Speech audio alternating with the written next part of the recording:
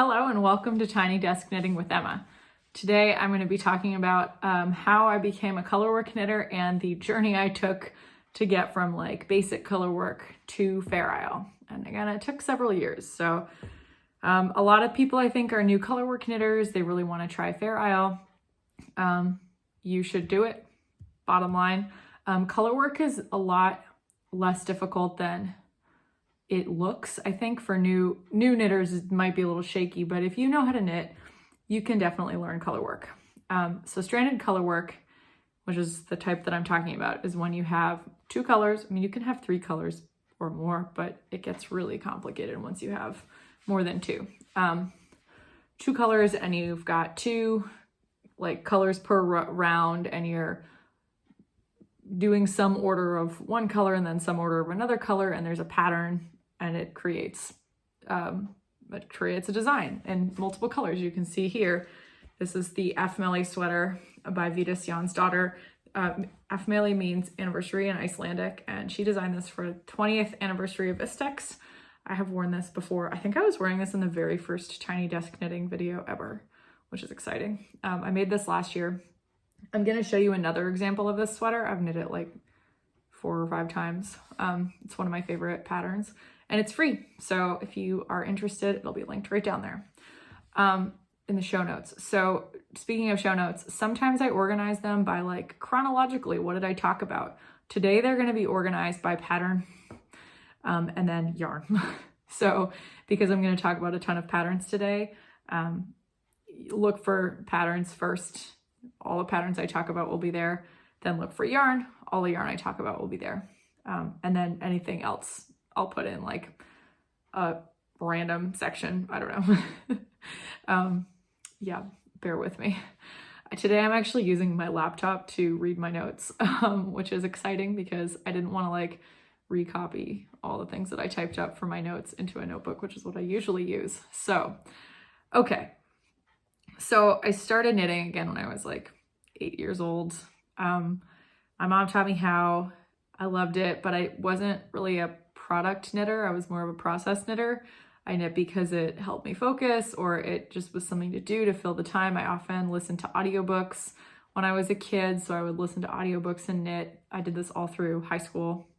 Often in like the summers, if I didn't have like anything to do during a day in the summer, I would just sit and knit like blanket squares all day. That's just what I did, and listen to books on tape. So now I use it. I do it all the time. It's just like a, you know, if you are watching this channel, you're probably a knitter, so you don't need me to explain why I knit all the time. You know, it makes you feel productive. You're producing things. It's something to do to help focus on Zoom meetings. Often people are pandemic knitters who learned it's just something to do at night, watching TV, you're making something. Oftentimes if you're frustrated in your life because you're not producing the way that you think you should be, you knit and you're making things. And again, it's a productive thing. It's also a process. It's fun. I like fiber a lot. I like wool. I like working with different types of wool, learning its different properties, seeing how it changes after you block it, things like that.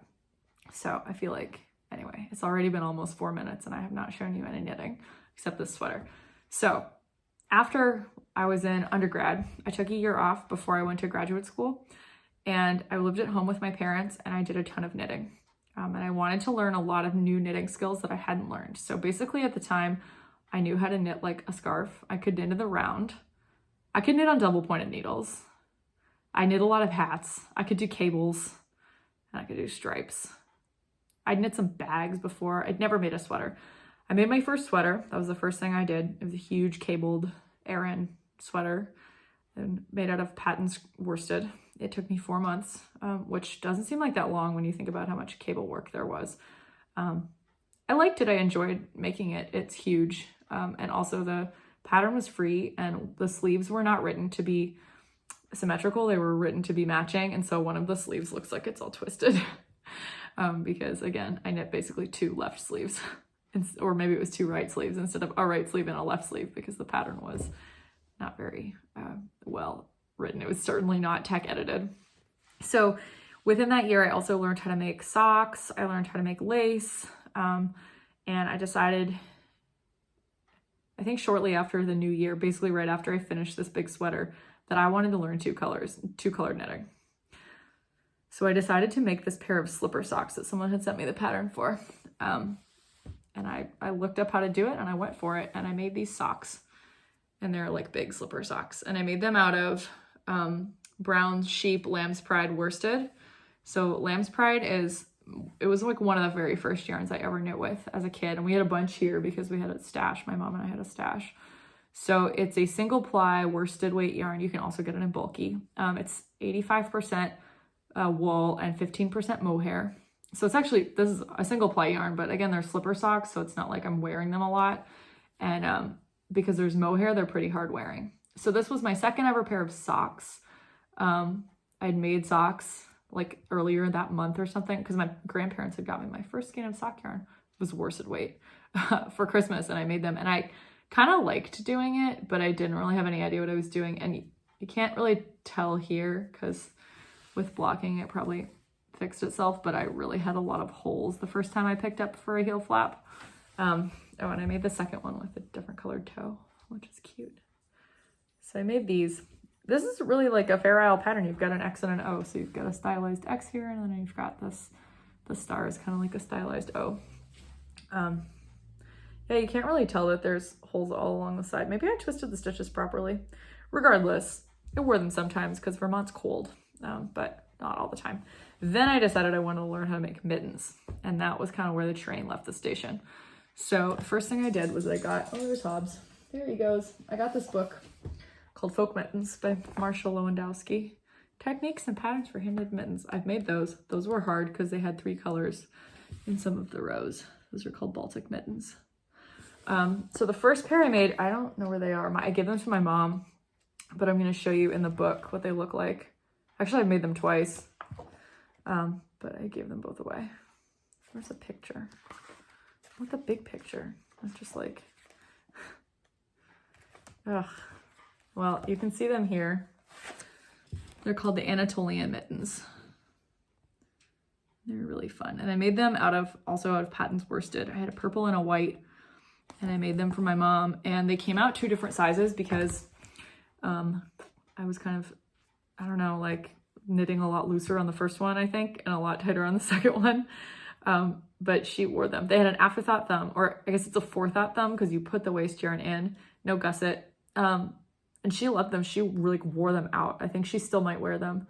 But yeah, they were like very hard worn. She wore them every day to walk Hobbs for like 3 or 4 winters, which was great. And I can give you an example of what the type of like the gauge and stuff looked like. This is a pair of mittens I actually made. I think I made these when I was in grad school. Yeah, I think I made these when I was living in the dorm. These are just like a regular Cascade 220 and probably Knit Picks worsted, or Wool of the Andes worsted in Bear. Might be Cascade 220 and just white. So these are the Remu mittens. This is also a free pattern on Ravelry. These do have a gusset. So you can see here, there's just a 2x2 ribbed cuff and then the gusset. So you start out with fewer stitches on the palm and then you do this increase. And then you either put a piece of waist yarn in there and keep knitting, or you put these stitches on hold and cast on more stitches over. The traditional Selby way, you would do the latter version. You would put live stitches on waist yarn and then cast on over. But I used to not do that, but now I usually do that. They fit really well. They need to be shaved again. I don't know if you can tell, they're kind of pilling. I have an electric gleaner that works really well, but I know you can also get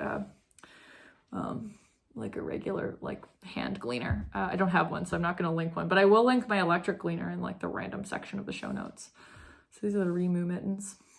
So, and I also eventually finally learned Magic Loop. And if you don't know what Magic Loop is, you should learn because it's great if you don't like DPNs. So you need a long cable circular needle, and you basically have half of the stitches that you're working with on the needle close to you with your working needle here, and the other half of the stitches is just resting somewhere on this cable, and you just pull, work the first side, pull through, work the second side, and you keep going like that.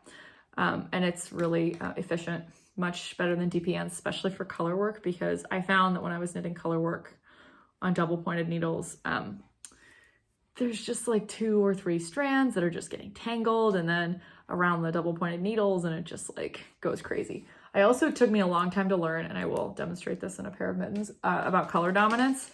You need to hold the yarn that you want, the background color in your, you don't see this mirrored, so in your right hand, and you need to hold, or on the right side of you want it to be farther away from the work than the foreground color, the pattern color, because then the foreground color will show up like closer to the front of the work. It's hard to explain why that happens until you see it and you're like, oh, that one's farther away. I see it's like on the back side almost from the color, the foreground color. Some people use 2 hands. I don't actually tension the yarn at all around my fingers. I knit much looser than a lot of people I know because I don't tension the yarn. I usually carry the background color all the time, and I just kind of drop the foreground color, and I just use. At some point, I'm gonna make like a video about the way that I knit. It is really fast because I knit through the back loops combination style. Yeah, I'm gonna attach a video in the random section of me knitting combination style, because there is a video. It's just like, it was on my like personal YouTube channel, and I uploaded it when I still had a blog, so it's not on my Barnaby Knits channel. I wonder if it's still on my phone. If it's still on my phone, I can just upload it to this channel, so maybe I'll do that. But regardless, you'll see a link in the random section. Okay, so I started with worsted weight, and then the more I made, the smaller the yarn I was willing to use. So like the more confident basically I got with it, and eventually I got all the way down to like a size 0 needle. And I'll show you one example. I don't actually like doing this anymore. I prefer like a size 1 needle or 1.5 needle. But here's the example of me not understanding color dominance. So I made these. They're the Greek mittens. You can see this one, the blue is the foreground color, and this one, the white. I knit the white as the foreground color, even though it was the background color. So they look a little different. The blue's a lot darker on this one. These are also have no thumb gusset. They just have an afterthought thumb here. These took forever. My friend Monica, who makes mittens with me, or we don't live in the same place at the moment. We might live in the same place again. Soon, we'll see what happens. I got a job in Baltimore. So I'm still in Vermont right now. I was in Baltimore for a couple weeks there, but like the job doesn't start till after Thanksgiving. So I'm gonna go back then, but I got a job. I'm very excited. It's a lot more fun to be at home, just like hanging out, now that I know that this is like my leisure time and I'm gonna be working soon. Anyway, I digress. Yeah, so you can see again, the blue's darker here and the white is darker, like more prominent here. Anyway, Monica's made these twice. I don't know if I said that or if I got caught up on a tangent. Monica's made 2 pairs of Greek mittens, and she also edited the pattern so that there's like a real thumb gusset on the side. I'll show you what that looks like. We did a lot of pattern editing because we didn't like these afterthought thumbs. My new preferred method of thumbs is this kind of gusset on the palm. I think this fits great. As long as you're using wool, like something that's kind of stretchy and will eventually like kind of shape to your hand, no problem with this. I've also shaved these. Okay, the yarn here is, the white's just like probably Knit Picks palette, or not palette, Knit Picks, what's that called? It's single ply, and it's fingering weight, Preciosa fingering is the bare, and then this blue is Malabrigo Makita, which is a single ply fingering weight, and the color Paris Nights. It's a navy. It's like a dark blue. And it's really nice and tonal, although it's hard to tell. Maybe if I hold it up, yeah, you can kind of see that this is tonal if I hold it really close to the camera. Yeah. So yeah, you can see, I'm gonna link all my Ravelry pages, but you can also go through my Ravelry notebook if you wanna see all these things. You're gonna have to scroll down a ways because this is a few years ago, but they are there. This is another example. This is hand-dyed yarn that I dyed myself. And so these mittens have a gusset on the side. So There's the gusset on the side. These are great. The thumb is a little short. I think I edited the gusset myself and I should have made it longer. But I do really like these, the way that the variegated yarn looks. These also could use a shave. Yeah, it's like magenta, blue, and purple. The reason the cuff is so much bigger, the second one's here too. The reason the cuff is so much bigger is because I accidentally knit that on a US 2.5 instead of a 1.5 like I meant to, because I mixed up my needles. I started knitting these when I was visiting my childhood neighbors, Sachi and Lucy, in Chicago. And I was finishing a pair of mittens for one of them on a 2.5 needle. And then I like accidentally picked up that needle when I went to start these ones. And so it looks like a gauntlet, like it's huge, but that's fine. I really like these. This is a pattern. It's probably linked on my Ravelry page.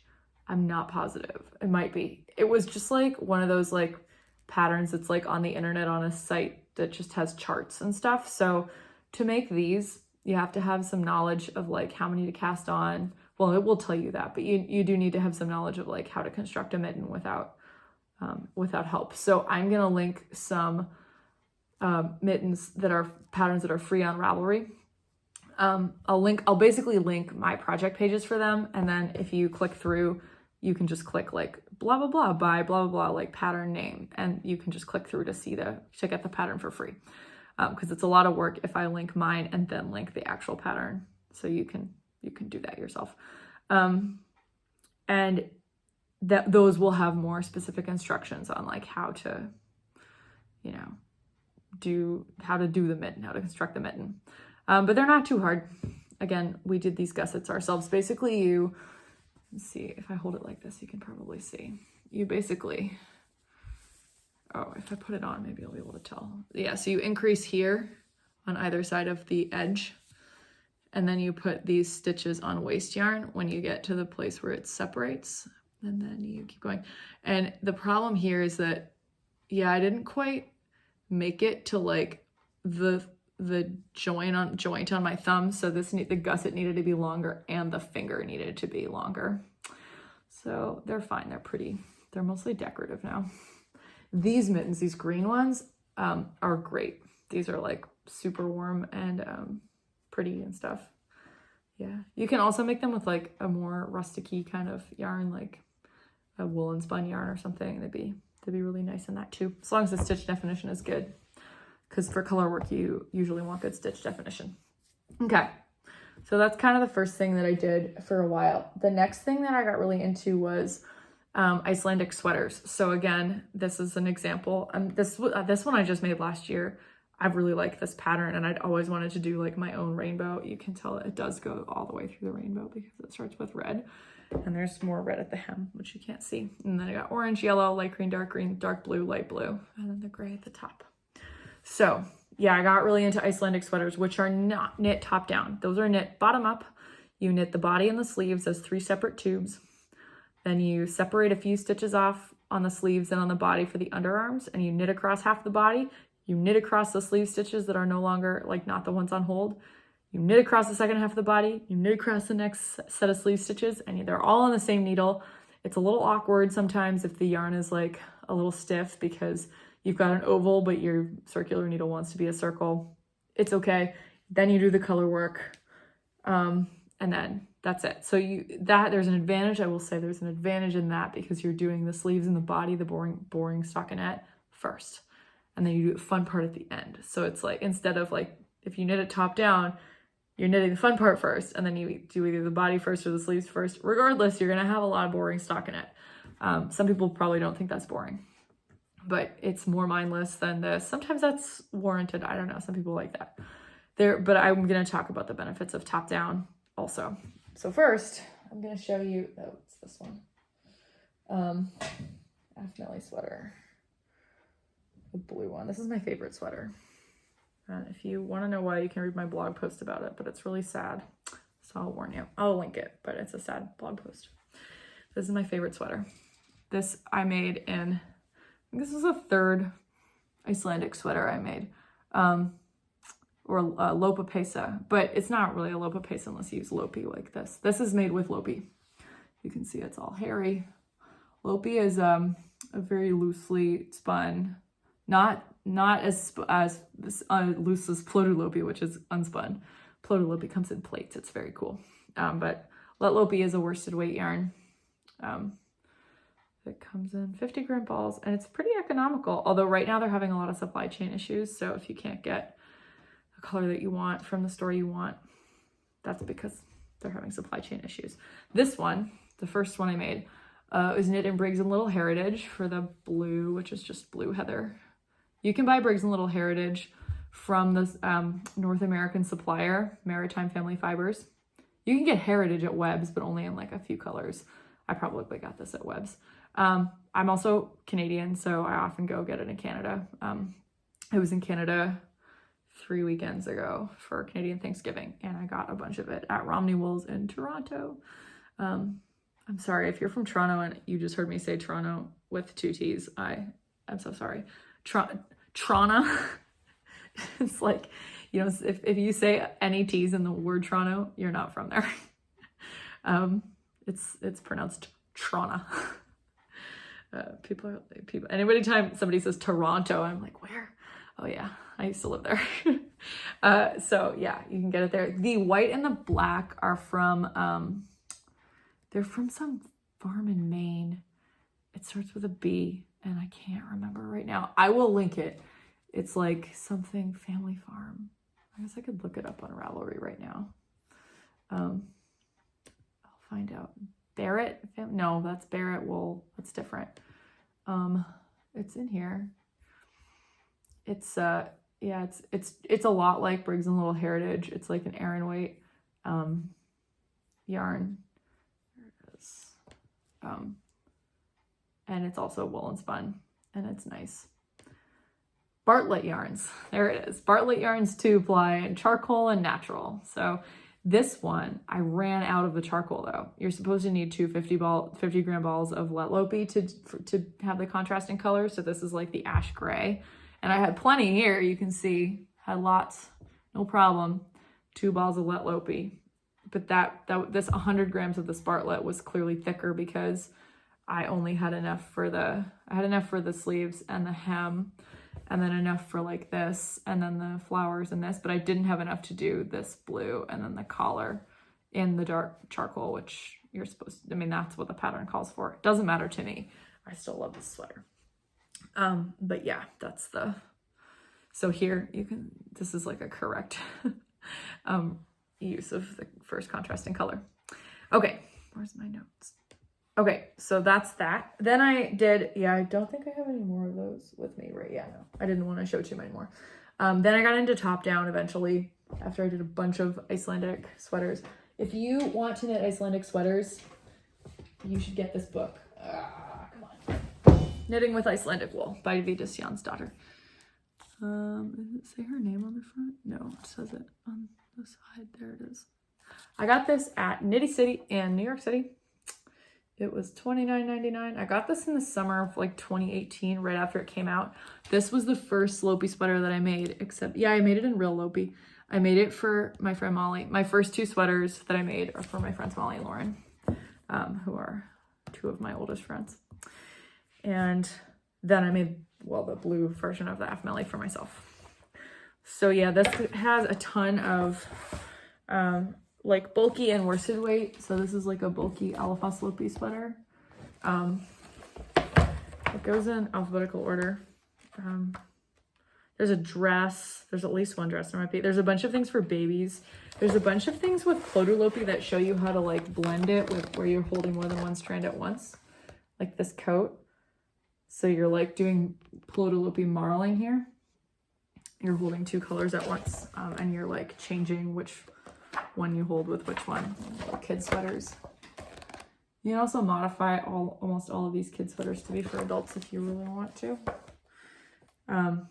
Tons of stuff. This is one of the most popular Icelandic patterns that's not free. It's called Rudari. I've made Rudari twice. Oh, I should have brought one. One of them's here. I made it for myself. But yeah, this is like a popular men's one. This has some 3-color rounds. Or yeah, like where you have 3 colors in the same round, which is a little tricky. So that can be annoying. And then there's like some like lace patterns. There's a kid's pattern. You can see like that one I actually made, except I didn't make it like that. I edited it to be knit in a worsted weight or an Aran weight gauge, not a bulky gauge. And I made it for my friend Nick several years ago when I was in grad school. It's in my Ravelry page. It's called the Foratech sweater, which is Nick's last name. Because I designed it for him. Okay. Yeah, then I even started knitting some of the top-down patterns from the bottom up, which is not a good idea because the decreases can really make it look kind of wonky. So like I made Jennifer Steingass's Traced sweater, which is a top-down sweater. I made that from the bottom up twice, and it didn't look that stupid, but like there's definitely some shapes that are kind of like off because instead of an increase, there was a decrease there.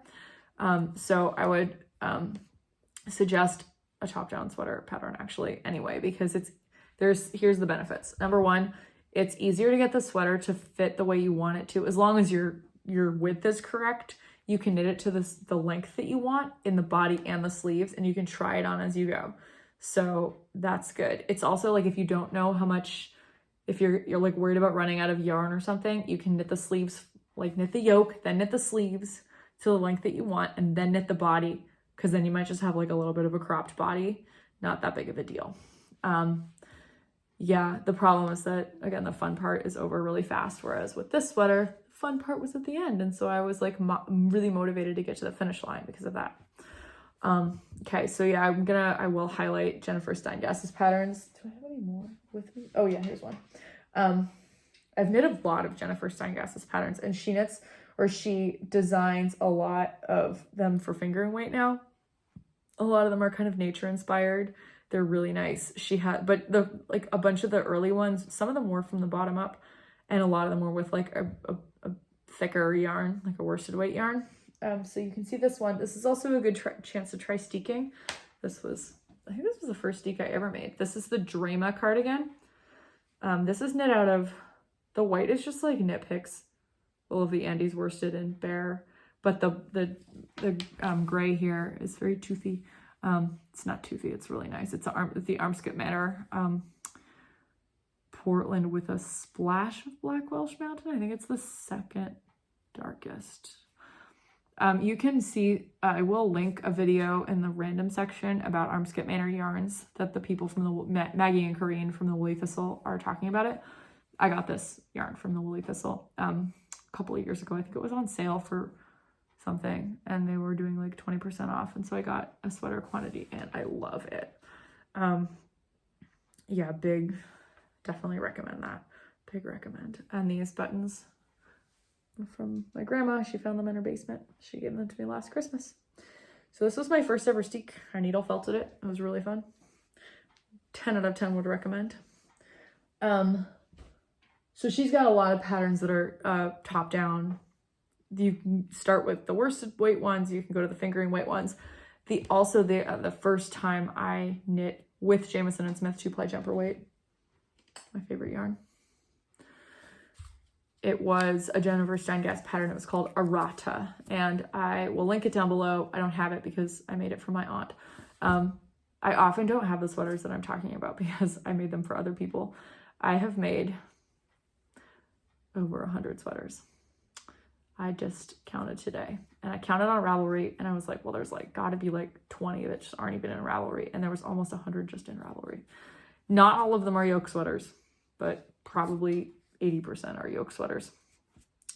Anyway, so my first time knitting with Jamieson and Smith 2-ply jumper weight was the Errata sweater by Jen Steingass. Oh, and the reason that I knit so many sweaters is because I was a graduate student.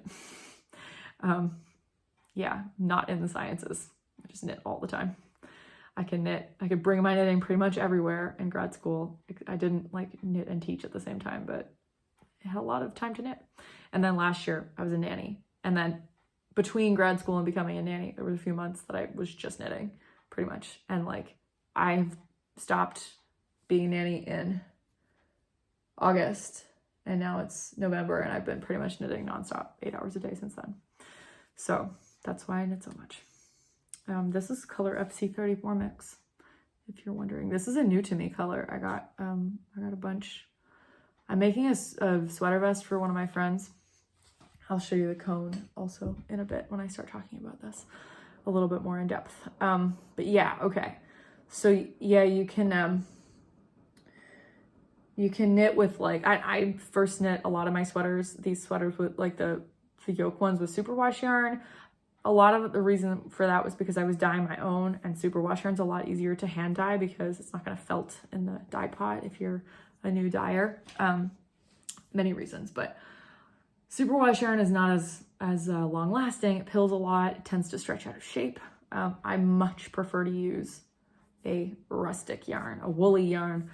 It's nice and warm. I'm wearing a long sleeve shirt under this, but I don't need to wear a long sleeve shirt under a woolly sweater. Some people do, and I totally understand that. Some people are not interested in that and knitting with a woolly wool at all because it's too scratchy for them. Also fine. There's lots of alternatives to woolly wool, or just wool in general, because some people are sensitive. Their skin is sensitive to wool. My college roommate can't wear wool at all. She's totally allergic, which is sad, because one time recently she hugged me and I was wearing a wool sweater and she had like a rash the next day. That's how bad it was. So anyway, during COVID, that was when I decided to get into like real Fair Isle knitting. And you will know this story if you either know me or you have seen a lot of my videos, because I've been talking about it. And I had knit the errata sweater with JNS 2-ply, so I knew what the yarn was like. But the first thing I did was that I got a bunch of books. And if I don't have them with me because a bunch of my stuff is already in Baltimore, where I'm moving in a month. But if you want to see books that I have and that I like, episode 7, again, linked down below, but episode 7 of Tiny Desk Knitting is all about knitting books, Fair Isle knitting books. So I do have some books to show you. Oh yeah, also if you like the mittens and you want to knit more mittens, these are some of the books that I got. Again, a lot of my stuff is in Baltimore, but these are not, and I've never shown this book before. It's called Knit Like a Latvian. A lot of these mittens, I will warn you, have multiple colors. This has 4 colors per round sometimes, but you can modify patterns so that they just have 2 if you want. These are pretty. I made the first. This also has like hand warmer things. I'll show the chart, but I have made those, the winter sun mittens. I made a gusset for those. I made those for my neighbor Paulette in,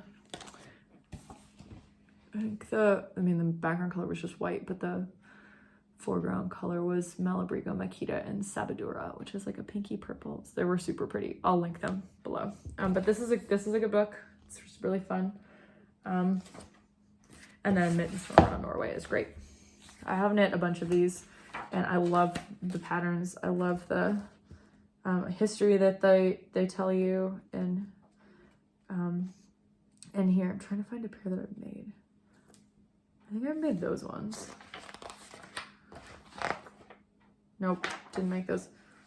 Well, I actually think I made one of those. Sometimes this happens, I just make one. Oh, I made these. Yeah, I made those for Lucy. Yeah, so I made those in like a green that I hand dyed and the white, and I did a different cuff than that. I did the cuff that they suggest in this book, but yeah, fall 2018, used Dyer Supplier, bare and green hand dyed, as is, no edits for Lucy. See, I have my note right there. Yeah, so this is great. Lots of nice patterns in here. And Knit Like a Latvian. Anyway, so yeah, I started with the lapwing sweater. Oh, before I talk about that, I do have one superwash wool sweater that I'm going to talk about briefly. If you want to get into all over sweaters and haven't done that, you can knit something like this, which is an all over. I knit with superwash DK that I hand dyed. I get my bare yarn from Dyer Supplier, in case you are wondering.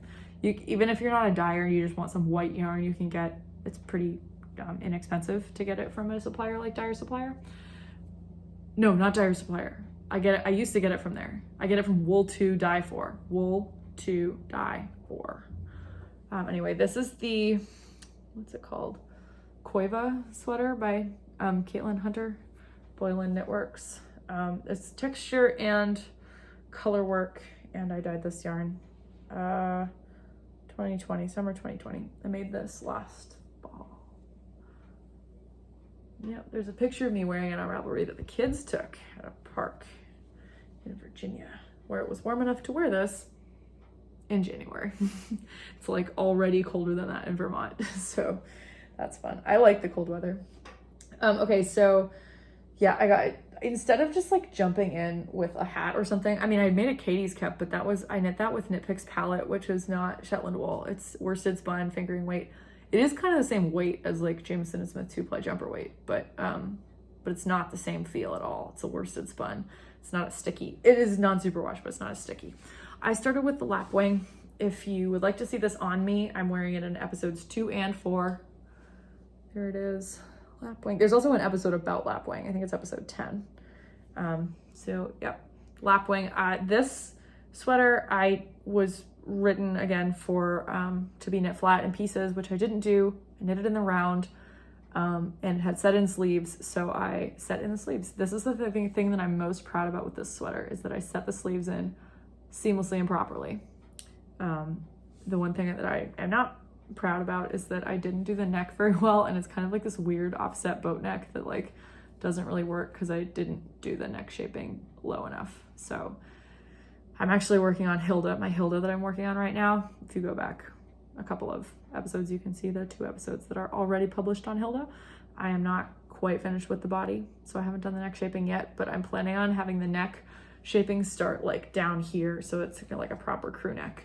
However, if you are unhappy with the neck of a sweater that's Shetland wool, you can actually just like pick up the stitches where you want the neckline and then just trim.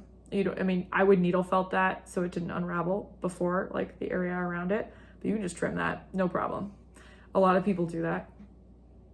Yeah, there's a lot of long floats in this pattern. It's a Marie Wallen pattern. She often has long floats in her patterns. So if you do not like long floats or are kind of a newer Fair Isle knitter, I would not suggest this if you're not familiar with how long floats should be treated. I'm sure that I'll do a video on long floats at some point, or you can look it up. But that was the first thing I started with. And this is Jameson & Smith 2-ply jumper weight, and the background color is 131 mix. I think it is a mixed, it's heathered. It's like a kind of like periwinkle. And then the white is 1A, which is the cream. So if you are a newer Fair Isle knitter, I'm gonna show you some pattern suggestions. I would say start with, I have to show you this. Oh, and it fell on the floor. Okay. I would start with accessories because it's a good way to learn your own gauge and all this stuff.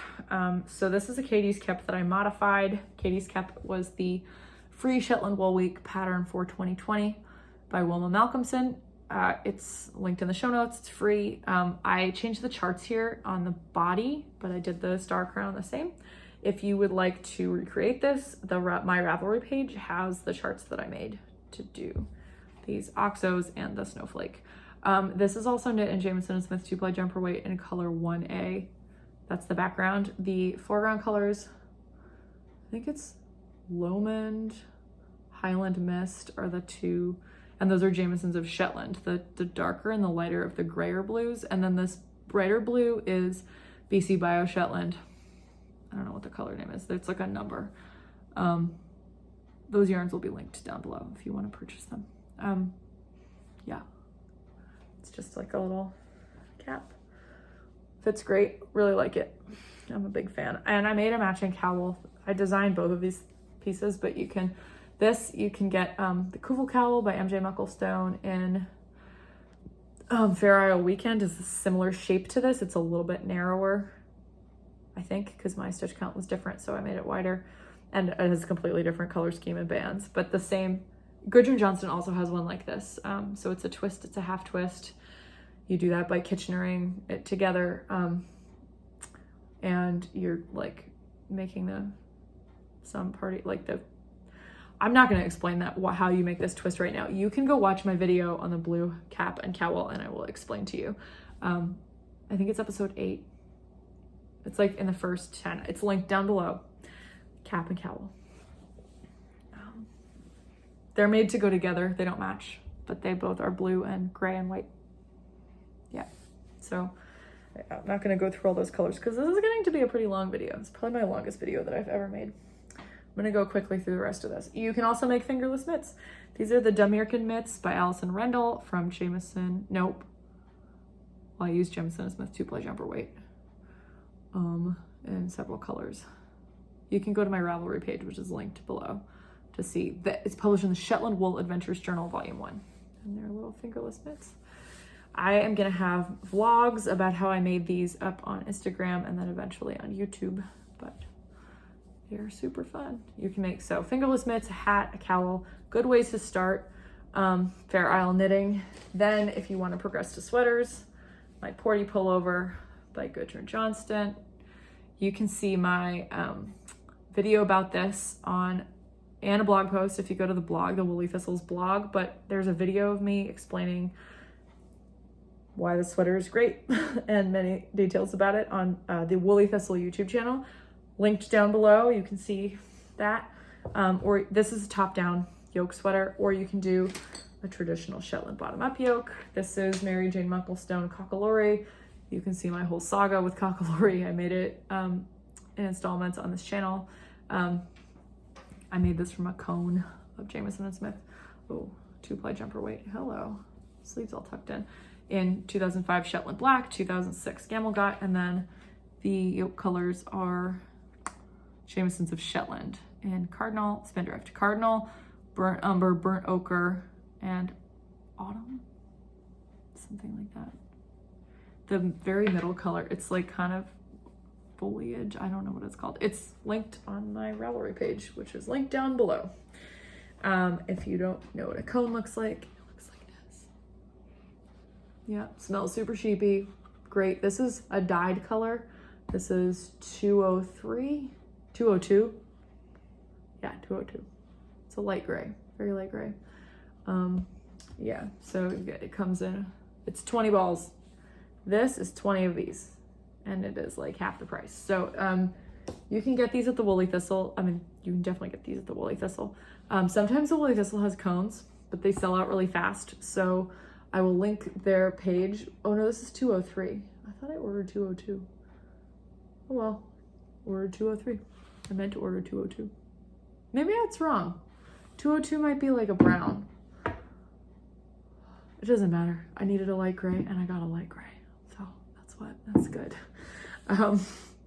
Yeah, you can just hit notify me on the page of the Woolly Thistle, or you can order these. I get them from Jamison & Smith, like directly, but then you have to pay for shipping overseas. So it's best if you are buying a bunch of stuff so that, you know, you're getting a good discount. But the Woolly Thistle sells it in the US and it's basically the same price with all the exchange rate and shipping and stuff. So the only reason I get it from the manufacturer is because they have cones in stock more often. So, and I usually buy, if I'm just buying balls of it, these came in the same order, but usually I would buy these stateside. And there's several suppliers. If the Woolly Thistle or whoever doesn't have the color you want, you can check other suppliers. Okay. So, right. Oh no, I was going to show Mittens. You can also knit Yoki Doki. That's another top-down yoke. I actually am working on one of those right now. You can see my video on it if you go back a few episodes. It's not done yet. I have been procrastinating because, again, it's like I did the yoke really fast because it was color work, and then it's mindless stockinette. It's taking forever because it's fingering weight, so it's never gonna get, it is eventually gonna get done, hopefully this month. But yeah, this is another one of my like full all over pieces, which I haven't shown in ages. This is my Mittens jacket, which I love. All Jamison & Smith 2-ply jumper weight. You can see my video on it. It's episode 6. Love, love, love, love, love this piece. It's a great jacket. It doesn't have any buttons because it's just, I wear it as an open jacket. But yeah, it was in storage in Washington and I just got it on Sunday. I went trick-or-treating with the kids. It was really fun, actually. We dressed up like Harry Potter characters and I was Voldemort. So that was fun. I had this really scary mask. They had it like for me. I didn't have to, because you know, I'm an adult and I don't really have Halloween costumes. I have one costume, but I didn't have it with me because it's like, it lives in Vermont. I think it's in my parents' shed outside. It's It's like when I was a kid, and to this day, I was obsessed with The Sound of Music. I love Julie Andrews, and my costume, I had like a dress that my mom must have made me for choir, and it really looked almost exactly like the dress that she wears with like the pinafore that's pinned to it, like in the classic, you know, when she has her arms spread out and she's on the mountain in the beginning of The Sound of Music.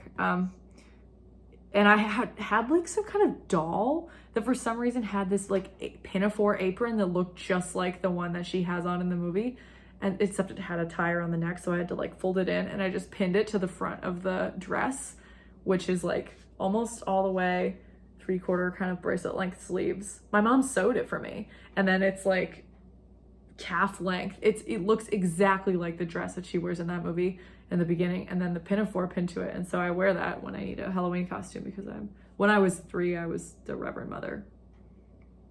If you know me, you've seen the picture of me as the Reverend Mother. Maybe I'll put it at the very end. Yeah, my mom asked me what I wanted to be, and I was like the nun from The Sound of Music. I was 3, and she made me a full nun habit, and I had a rosary and everything. And instead of thank you, when people handed me candy, I said, "Bless you, my child." So yeah, if you know me in person, you know this about me already. I love The Sound of Music. I love it. The kids last year, one time, they were like, "Miss Emma, do you think you're a Mary Poppins nanny or a Maria nanny?" And I was like, are you kidding me? Like, there is one answer to that question, and it is so obvious. Maybe they just wanted to know if I was self-aware. I was like, I'm not organized. What are you talking about? 100% Maria. Yeah, I'm not a Mary Poppins nanny at all. So that was a ridiculous question from some children. Yeah, but it was great to see them. I brought one of them a hat that I had made, because I made the older girl mittens I made mittens, and they were too small for me. And so I gave them to her.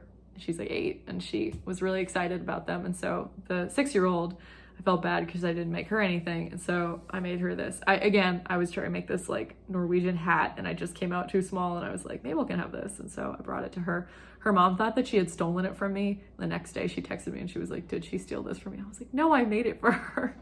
Then the little one, he is 4 now, but I need to make him a new sweater because he outgrew the sweater that I made him last year pretty fast. Whereas the girls, I made their sweaters too big. I don't know why I didn't make his sweater too big. That was stupid. I'm gonna make him like a sweater for a 6-year-old, and he can wear it for 3 years. Maybe not. Depends how big he is.